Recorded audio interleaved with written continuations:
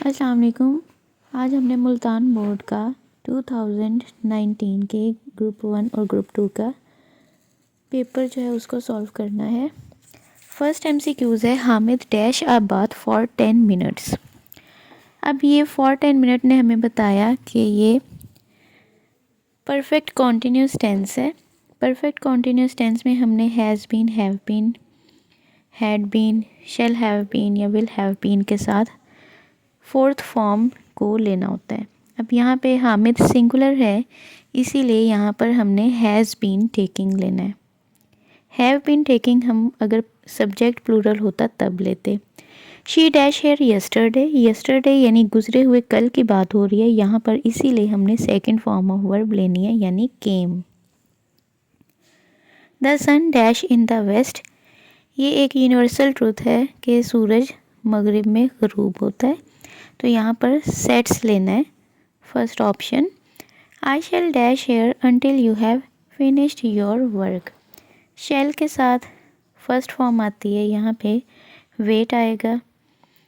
I am dash for my English book, I am looking for my English book, मैं अपनी English book ढूंढ रहा हूँ। MCQs number 4 में एक ही सेंटेंस की दो क्लॉजेज हैं। जो हमारे पास कंप्लीट क्लॉज है उसमें हैव फिनिश्ड यानी प्रेजेंट परफेक्ट टेंस दिया गया है, और जो मिसिंग है उसमें शैल के साथ वेट यानी फ्यूचर इंडेफिनिट में वो सॉल्व हो रही है। यानी एक क्लॉज हमारी फ्यूचर इंडेफिनिट में है और दूसरी हमारी प्रेजेंट परफेक्ट में है। नेक्स्ट है choose the correct option. First है फ्लैम्बॉयंट, 6 का आंसर है ए। 7 है प्रोमलगेशन, इसका आंसर है बी। 8 का है प्रोजिलाइटाइजिंग यानी ए, और 9 है एम्बॉडीमेंट डी। एमसीक्यूज़ नंबर 10 है it was so delicate situation, बहुत ही नाजुक सूरत हाल थी। Delicate, sensitive. The students are all geared up तैयार, ready. Their eloquence and memory found expression in their poetry, eloquence and memory यानी फसाहत और बलागत, इसका है फ्लुएंसी। जॉक एंड खुश, हैप्पी। विंडिक्टिव, इंतकाम लेने वाला यानी रिवेंजफुल। आगे है Ayesha is suffering from fever, fever है एब्स्ट्रैक्ट नाउन, बुखार, तो यहाँ पर नाउन है।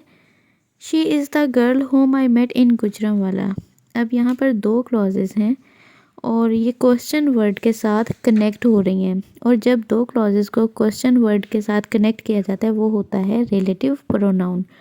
What, where, when, why, whose, whom, how, which, ये सब जब दो सेंटेंसेस के दरमियान में आए उनको कनेक्ट करने के लिए तो वो रिलेटिव प्रोनाउन होते हैं। वेलर कहते हैं बहादुरी को, और ये है एब्स्ट्रैक्ट नाउन।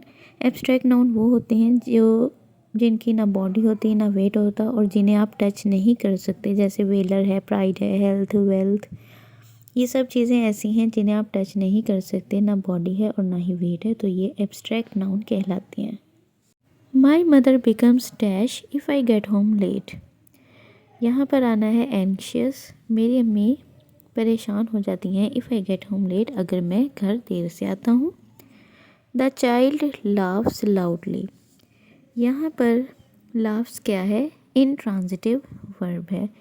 लाउडली यहाँ पे एडवर्ब है क्योंकि ये लाफ के मानी में इजाफा कर रहा है, और लाफ क्या है, वर्ब है। कोई भी लफ्ज़ जो वर्ब के मानी में इजाफा करे वो एडवर्ब कहलाता है। इंट्रांजिटिव वर्ब वो होते हैं जिन्हें अपना क्लियर मानी देने के लिए किसी भी ऑब्जेक्ट की ज़रूरत नहीं होती। अब यहाँ पर लाउडली एडवर्ब है, यहाँ पर क्योंकि कोई ऑब्जेक्ट नहीं है इसीलिए लाफ्स यहाँ पर इंट्रांजिटिव वर्ब है। अब यहाँ पर ये नेक्स्ट इसी पेपर का सब्जेक्टिव पार्ट है। अब नेक्स्ट ये मुल्तान बोर्ड का 2019 का सेकंड टाइम का पेपर है। फर्स्ट एमसीक्यूज़ है the boys are dash their home task, is, am, are, was, were, ये होते हैं हमारे कॉन्टिन्यूस टेंस में। अब यहाँ पे हमने इसके साथ आईएनजी फॉर्म लेनी है, तो यहाँ पर हमने डूइंग को सिलेक्ट करना है। The boys are doing their home task, I dash the 2 books, I have read the 2 books, यहाँ पर हमने आई के साथ हैव लेना है, आई के साथ एम नहीं लेंगे क्योंकि एम के साथ रीड्स नहीं होता, रीडिंग होता है। और हैज़ रेड भी नहीं लेंगे क्योंकि ही शी इट और सिंगल के साथ हम हैज़ का इस्तेमाल करते हैं। नेक्स्ट है he dash newspapers for living.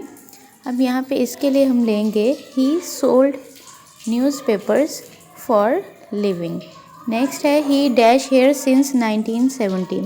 Since और फॉर वाले सेंटेंसेस हमारे होते हैं परफेक्ट कॉन्टिन्यूस वाले, और इसमें हमने हैज़ बीन, हैव बीन और had been, will have been या शैल हैव बीन के साथ आईएनजी फॉर्म को लेना होता है, इसीलिए हम यहाँ लेंगे हैव बीन कमिंग।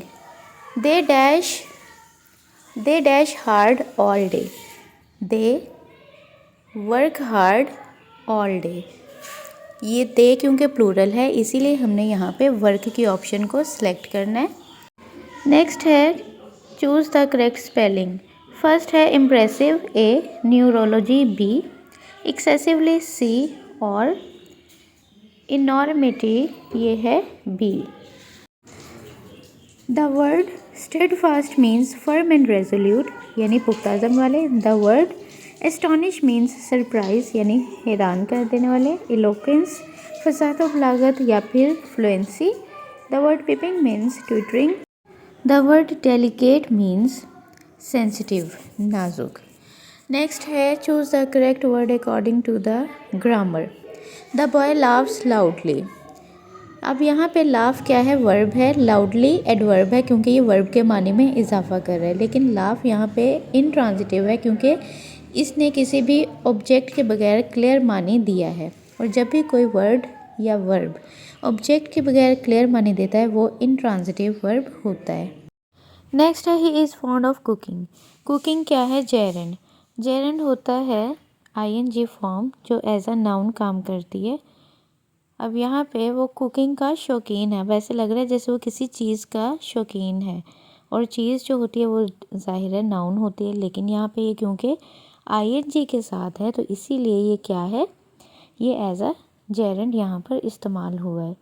नेक्स्ट है he spoke very loud. Spoke verb है और वेरी लाउड यहाँ पर एज अ एडवर्ब इस्तेमाल हुए हैं, और यहाँ पर हमें बताया जा रहा है कि काम को कितनी शिद्दत के साथ किया जा रहा है।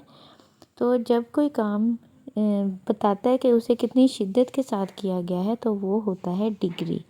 अगर यहाँ पर डिग्री की ऑप्शन ना होती तो फिर हम यहाँ पर मैनर को सिलेक्ट करते, क्योंकि ये काम करने के अंदाज को भी जाहिर कर रहा है।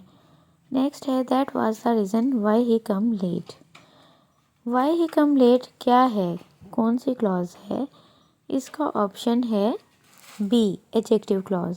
अब देखा जाए तो जो अंडरलाइन किया हुआ है वाई ही कम लेट, उससे पहले लिखा हुआ है रीज़न, और रीज़न क्या है, वजह, यानी ऐसा लग रहा है ना यही वो वजह थी कि वो लेट क्यों आया।